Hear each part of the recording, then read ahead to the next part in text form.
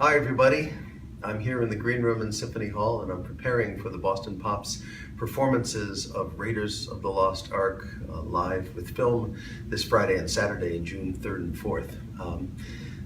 Conducting to a film that has already been made is a really big challenge. It's really one of the toughest things that I've had to do as a conductor.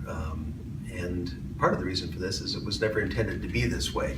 When scenes are shot, the film is cut around them, the music is cut around that. The music is recorded in short sections that are then attached to each other.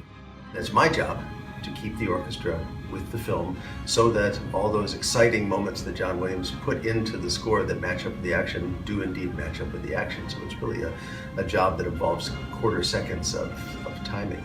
There are a lot of ways in which scores are notated to allow conductors to do this. I'll tell you about some of them. One of them is a click track, which is used often in pop music to record overdubbed instrumentals on top of a vocal track. The other ways are visual and are contained in a special track of the film that is shown only to me while you guys see the normal film as you would expect it, a film that is doctored up to give the conductor clues as to where they're supposed to be. One of the main tricks is a system called streamers, which are bars that travel across the screen from the left to the right, and those bars indicate important benchmarks in the score that you have to hit. Sometimes those bars happen every measure of music, sometimes they happen every few bars. Normal bars are white when they're important, like big section indications or big tempo changes. There's usually a different colored bar that is associated with them. And we're going to choose a iconic moment in an iconic film, the chase scene in the streets of Cairo, to show you what it is that I see, and now I have to respond to that. This is my score. It looks pretty much like any other score, except that you will see these marks up here. These are indications that streamers are on those bars. These are indications of different colored streamers. There is a yellow streamer here 2 beats before the green streamer. The green streamer is the beginning of this section. The yellow is a warning that there is a serious tempo change between these two parts. So you'll see a yellow bar come across the street.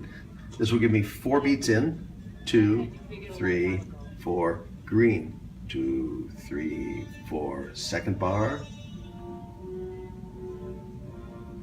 I'm holding here waiting for that next streamer.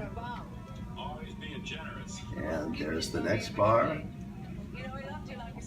Now this is my prep. It's really fast. 1, 2, 1, 2.